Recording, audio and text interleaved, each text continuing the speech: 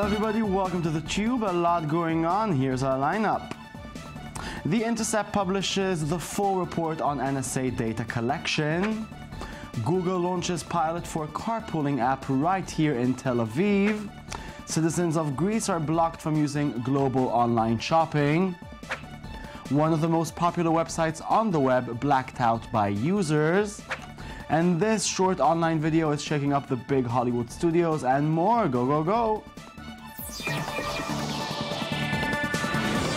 We like a show that we can open with another Edward Snowden story, and today we've got just such a story. It's been a couple of years since Ed Snowden and The Guardian introduced us to the NSA's spying tool called XKeyscore.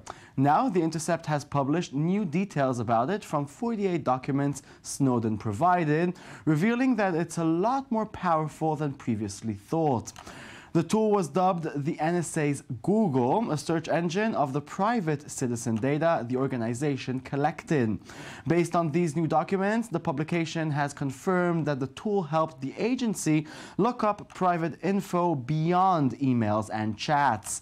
Yes, the NSA was also tapping pictures, documents, voice calls, webcam photos, web search, advertising analysis, traffic, social media traffic, logged keystroke computer network exploitation, usernames and password, file uploads, Skype sessions, and more. Much more. Good to know. Big news from Tel Aviv now. Google reveals its global transportation plan right here in Israel. The internet giant will launch a first-of-its-kind pilot project for carpooling to work and back based on the Waze app and a new app called Ride With, exclusively for Android users to start with. There has been talk for quite some time about Google entering the field of transportation after it bought Israeli startup Waze 2 years ago. Well, now we know. The new service will be tested exclusively in Israel. The results of the pilot will be used to tweak and duplicate it globally. Ride With will link up passengers with drivers en route to their workplace. Drivers will be limited to 2 rides a day from their home neighborhoods to their workplaces. The passenger will pay a driver a nominal fare determined by the distance, so the service won't become another Uber. Here's Waze showing the power of big transportation data for smart cities and smart transit. It's smart stuff.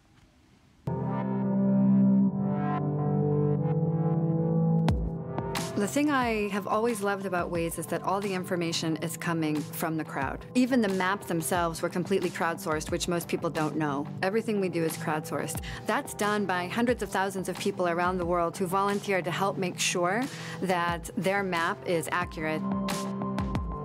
As we grow, the more information we have everywhere in the world from our drivers. It's an incredible, incredible group of people. The worst is yet to come from Hurricane Sandy. When Hurricane Sandy hit, we had no idea that we could play a role in being helpful at all. We got a call on the Friday evening from the White House, and they said, you guys have a lot of users in that area.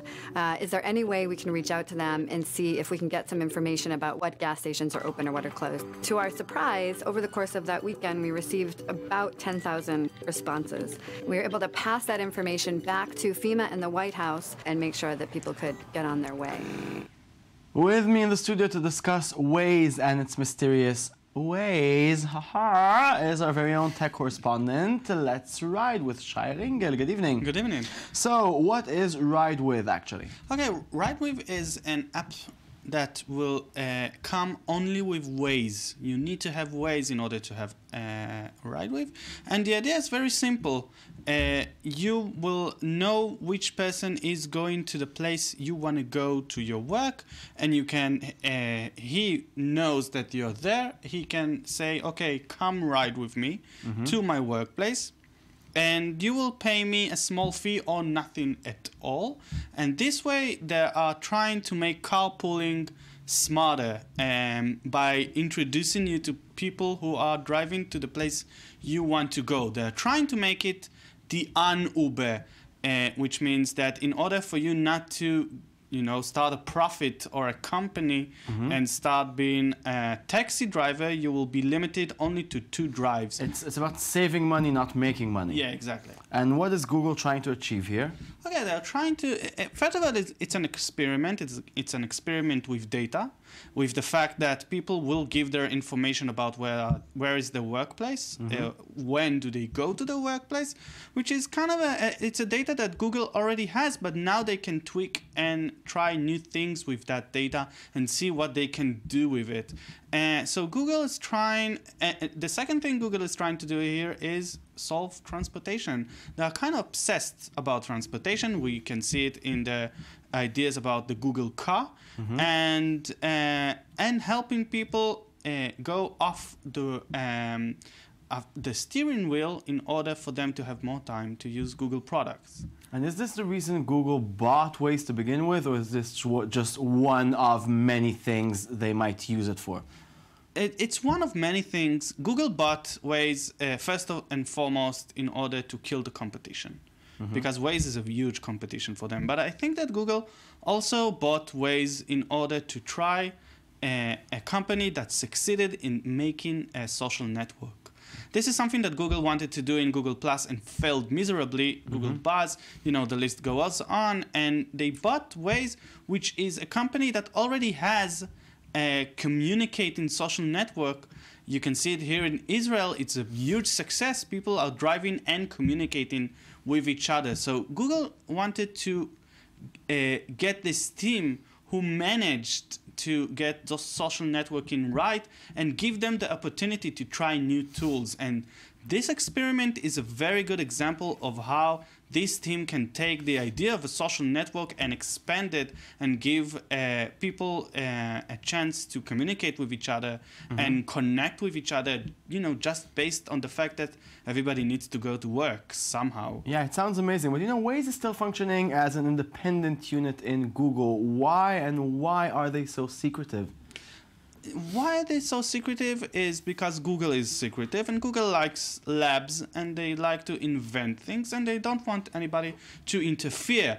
And also Google comes from this idea that they are just a search engine. So everything that that is not inside that sphere of search engines is something that Google just don't want investors to think too much about. So they are giving, those little experiments to small companies, and they can afford it, and they can give Waze as much money as Waze wants in order for them to bring them new ideas. And as I said, because Waze is such a successful company in making social network, Google is saying, okay, we'll not intervene so much. We'll let you do whatever you do, but we'll keep it a secret so no one will intervene in what you're doing. Yeah, I can get that.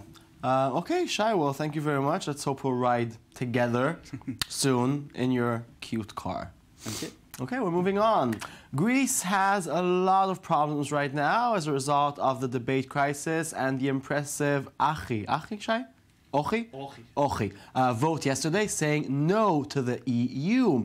But one of the biggest first world problems that Greek are encountering is that online services requiring credit or debit payments to a foreign company are now completely broken.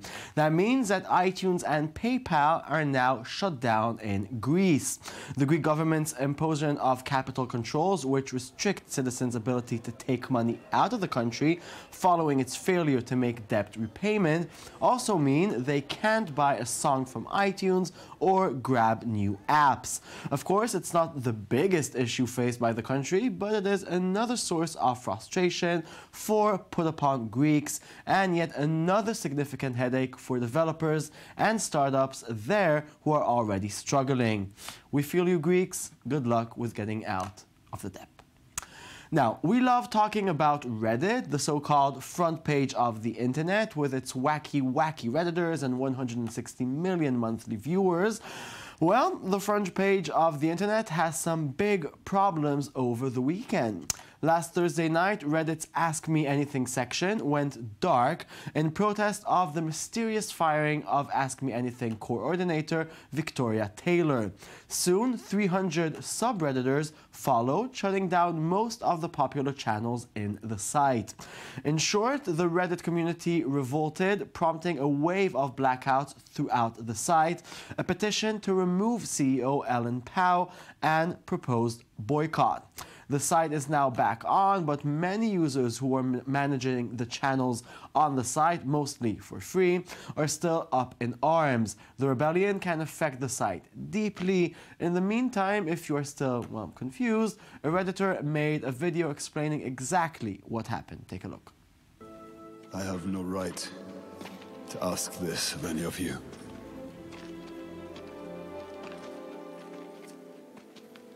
But will you follow me? One last time.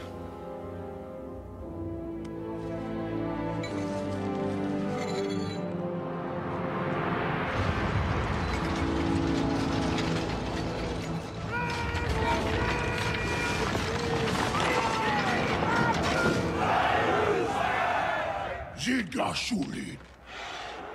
Shulid.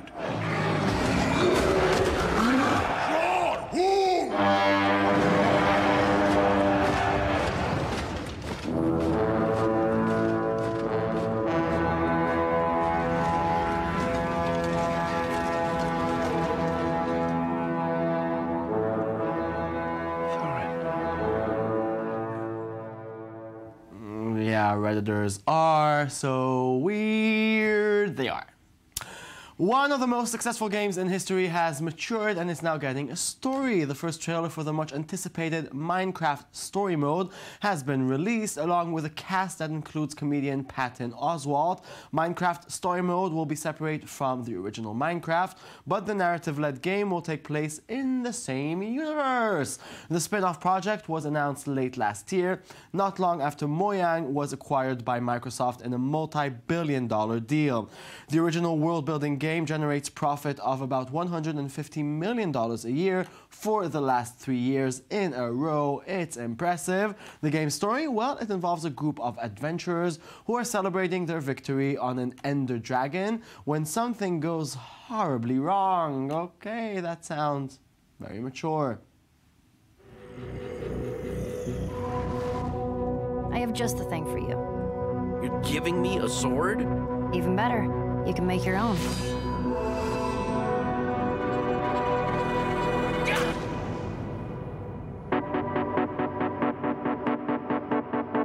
Something weird is going on.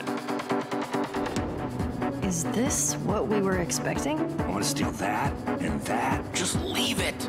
There might be even more going on here than we thought. I don't think you realize what you've done!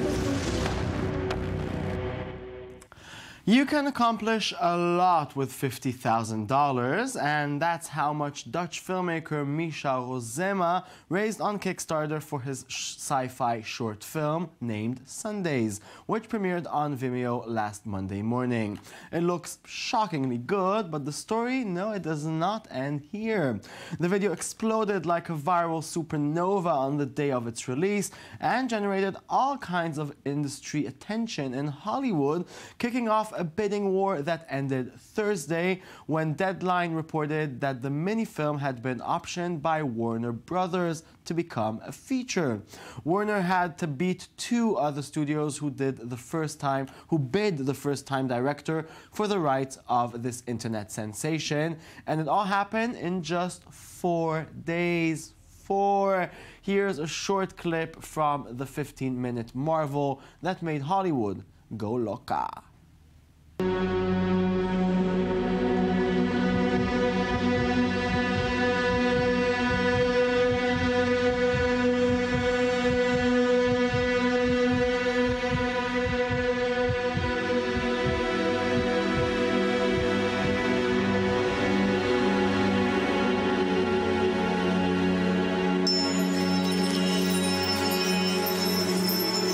When I close my eyes at night,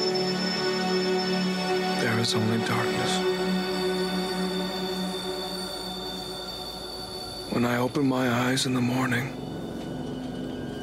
there is only this. Our world is not powered by oil, or money, or dreams, or God. Our world is run on trust. Wow, looks really good. And that's it. This show is over. Thank you very much for watching. We'll be back tomorrow with a brand new show of The Tube. Please log on to our website, i24.tv. And, you know, let's leave you with, it was the 4th of July weekend this weekend. Let's leave you with a little something that went viral for 4th of July. So happy birthday, America, and goodbye, everybody. And I'll see you tomorrow. Goodbye.